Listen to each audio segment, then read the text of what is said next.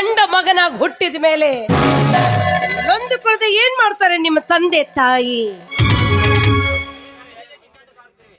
ಏಕೋ ಅತ್ತಿಗೆ, ಏನು ಕೆಂಡ ಕಾರತೀರಿ? ನಿನ್ನನ್ನು ನಾ ಮಾತು ಕೂಡ ಆಡಲಿಲ್ಲ. ರಘು, ನೀನ್ ಮಾತನಾಡಿಸ್ತಾ ಇದ್ರು ನನ್ನ ಹೃದಯ ನಿನಗಾಗಿ ಕಾತರಿಸ್ತಾ ಇದೆ.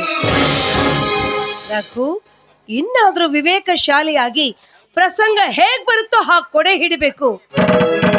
ಅತ್ತಿಗೆ ಬಾಯಿ ಮುಚ್ಚಿಕೊಂಡು ತಪ್ಪಿಕೊಂಡ್ರು. ಇಂಥ ಮಾತನಾಡಬೇಡ. ನನಗೆ ಈ ಮನೆಯಲ್ಲಿ ನಿಲ್ಲುವುದಕ್ಕೆ ಬೇಗ ಬೇಜಾರಾಗುತ್ತದೆ. ರಘು, ನೀ ನನ್ನನ್ನು ಎಷ್ಟೇ ತುಚ್ಛವಾಗಿ ಕಂಡ್ರು ನನಗೆ ಸಿಟ್ಟು ಬರೋದಿಲ್ಲ.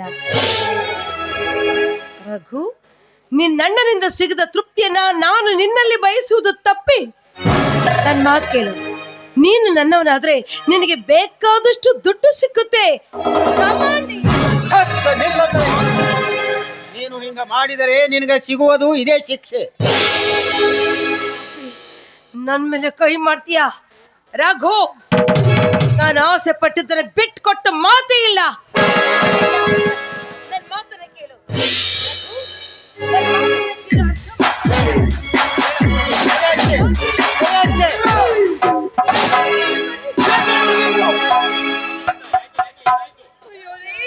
ಮನೆಯಲ್ಲಿ ನೀವಿಲ್ದಿರೋ ಸಮಯ ನೋಡ್ಕೊಂಡು ನಿಮ್ ತಮ್ಮ ನನ್ನ ಮೇಲೆ ಬಲಾತ್ಕಾರ ಮಾಡೋದಕ್ಕೆ ಬಂದಿದ್ದೀರಿ. ನನ್ನ ಮಗನೇ, ನಿನಗ ಒಂದು ಕಾಸು ಸಹ ನಿನ್ನ ಪೀಯೂಷ್ ಕಟ್ಟಕ್ಕೆ ಕೊಡಲಿಲ್ಲ ಅಂದು ನನ್ನ ಹೆಂಡತಿಗೆ ಅವಮಾನ ಮಾಡ್ಲಿಕ್ಕೆ ಹೊಂಟಿದೆ ಆ ನೀಚ.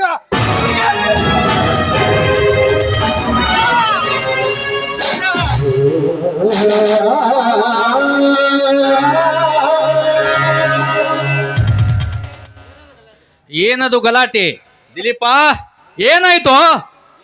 ಏನಾಗಬೇಕಪ್ಪ, ಏನಾಗಬೇಕು?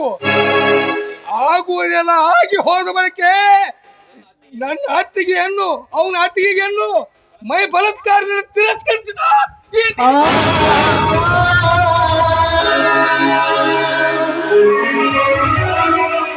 ರಘು, ನಿನ್ನ ಹೇಳ್ತಿರೋ ಮಾತು ನಿಜ ಏನೋ? ನೀನು ಇಂಥ ನಿರ್ಲಜ್ಜಕ್ಕೆ ನಿಜ ಏನೋ?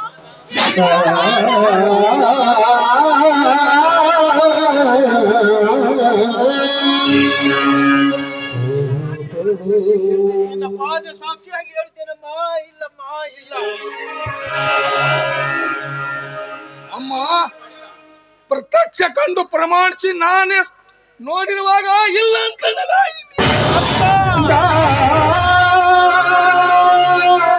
ರಘು, ಸತ್ಯದ ವಿಷಯ ಏನದನ್ನು ಹೇಳು. ಸುಳ್ಳು ಹೇಳಿದರೆ ನಿನ್ನ ಕುತ್ತಿಗೆ ಹಿಚ್ಚಕ್ಕಿ ನಿನಗಿಲ್ಲಾಗಿ ಬಿಡುತ್ತೇನೆ ಚಾಂಡಾಲ.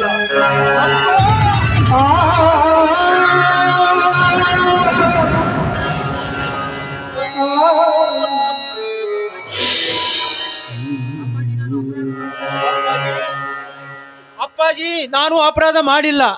ನಾನು ಅಪರಾಧ ಮಾಡದಿದ್ದರೆ ನನ್ನನ್ನು ಕುತ್ತಿಗೆಚ್ಚಿ ಸಾಯಿಸಬೇಡಿರಿ.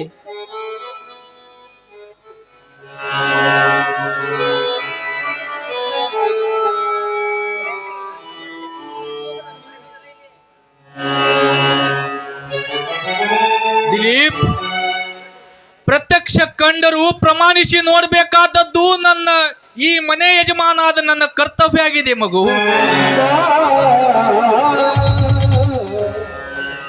ನೀವು ಹಿರಿಯರು, ಈ ಮನೆಯ ಯಜಮಾನರು, ನೀವು ಈ ಮನೆಯ ಯಜಮಾನ ಆದರೆ ಇಂಥ ಕೃತ್ಯ ನಿನ್ನ ಮಗ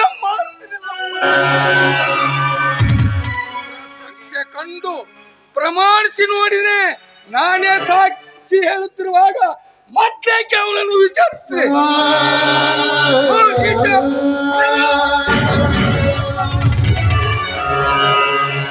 ಹಾಗಾದರೆ ದಿಲೀಪ್, ನೀನು ಸತ್ಯವಾಗಿಯೂ ಆ ದೃಶ್ಯನ ಕಣ್ಣಾರೆಯನ್ನು ಕಂಡಿದೆಯೇನೋ? ಸತ್ಯವಾಗಿ ಕಂಡಿದೆ. ಸ್ವಲ್ಪ ಸಮಯದಲ್ಲಿ ನಾನು ಬರದಿದ್ದರೆ ನನ್ನ ಹೆಂಡತಿ ಹಣ ನೋಡ್ಬೇಕಾಗಿತ್ತು ಈ ಮನೆಯಲ್ಲಿ. ಸಾಕು ಮಾಡು, ಮುಂದೆ ಮಾತಾಡಬೇಡ. ರಘು, ಅತ್ತಿಗೆ ಹೆತ್ತಮ್ಮನ ಸಮಾನದು ತಿಳಿದೆ ಎನ್ನದು. ಅವಳ ಮೇಗೆ ಬಲಾತ್ಕಾರ ಮಾಡೋದಕ್ಕೆ ನಾಚಿಕೆ ಬರಲಿಲ್ಲವೇನೋ ನಿನಗೆ? ಹೊರಬೀಳು ಮೊದಲು ಈ ಮನೆಯಿಂದ.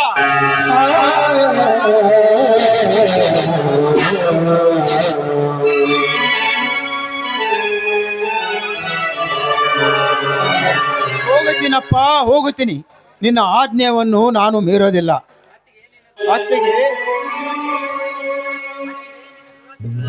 ಅತ್ತಿಗೆ ನಿನ್ನ ದುರಾಸೆಗೆ ಬೆಲೆ ಕೊಡಲಿಲ್ಲೆಂದು ಈ ರೀತಿ ನೀನು ನನಗೆ ಮೋಸ ಮಾಡಿದೀಯಾ?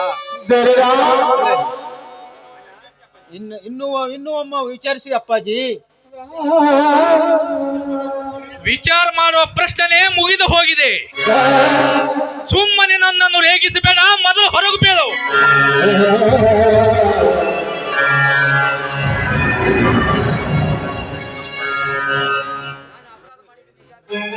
ನಾನು ಅಪರಾಧ ಮಾಡಿದ ನಿಜ, ಆದರೆ ನೀವು ಯಾವ ಶಿಕ್ಷೆ ಕೊಡಲು ನಾನು ಸಿದ್ಧವಾಗಿದ್ದೇನೆ. ನನ್ನ ಕರಳು ಕತ್ತರಿಸಿ ಸಂತೋಷದಿಂದ ನನ್ನ ಕುತ್ತಿಗೆ ನಿಮ್ಮ ಕೈಯಲ್ಲಿ ಕೊಡುತ್ತಿದ್ದೇನೆ. ಆದರೆ ನಾನು ನಿರಪರಾಧಿ ಆದ ಇದು ಎಂದು ನೀವು ಮರೆಯಬೇಡರಿ. ರಘು, ಹೇಳಿದ ಉತ್ತರನೇ ಮತ್ತೆ ಮತ್ತೆ ಹೇಳುವುದಕ್ಕೆ ನನಗೆ ಇಷ್ಟ ಇಲ್ಲ. ಅತ್ತಿಗೆ ಮೇಲೆ ಕಾಮ್ ದೃಷ್ಟಿ ಬೀರಿದ ನಿನ್ನಂತ ದ್ರೋಹಿಗಾಗಿ ನನ್ನಲ್ಲಿ ಕ್ಷಮೆ ಇಲ್ಲ. ನೀನು ನನ್ನ ಮಗನಾಗಿದ್ದರೆ ನನ್ನ ಆಜ್ಞೆಯನ್ನು ಉಲ್ಲಂಘಿಸದೆ ಈ ಕ್ಷಣ ಇಲ್ಲಿಂದ ಹೊರಟ ಹೋಗಬಿಡು. ಹೋಗ್ತೀನಪ್ಪ, ಹೋಗ್ತೀನಿ. ನಿನ್ನ ಆಜ್ಞೆಗೆ ನಾನೆಂದು ಮನೆ ಮಾಡೋದಿಲ್ಲ.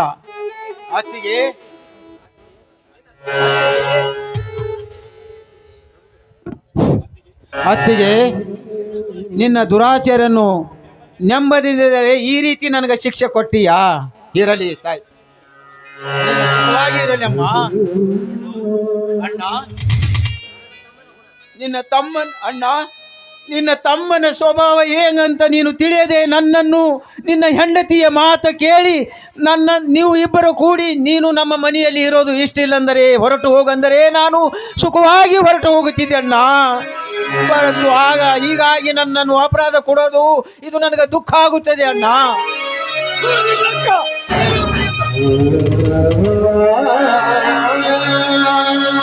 ಅಣ್ಣ, ನನಗೆ ಚೆನ್ನಾಗಿ ಗೊತ್ತಣ್ಣ, ನನಗೆ ಚೆನ್ನಾಗಿ ಗೊತ್ತು ನಿನ್ನ ನಿರಪರಾಧಿ ಅಲ್ಲ ಅಂತ ನನ್ನ ಅಂತರಾತ್ಮವು ಸಾರಿ ಸಾರಿ ಹೇಳ್ತಾ ಇದೆ.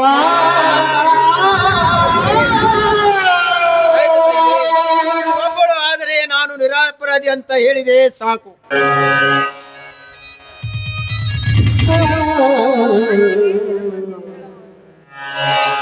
ಇವನು ಮಾತು ಕೇಳ್ತಾ ನಿಂತ್ಕೊಂಡ್ರೆ ಇದೇ ರೀತಿ ಮಾತಾಡ್ತಾರೆ.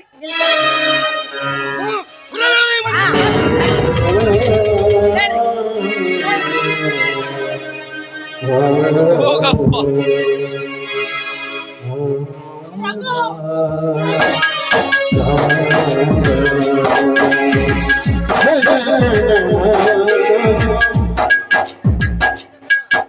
ಹೋಗಪ್ಪ, ಎಲ್ಲಿಯಾದ್ರೂ ಹೋಗಿ ಸುಖದಿಂದ ಇರು ರಘು, ಸುಖದಿಂದ ಇರು.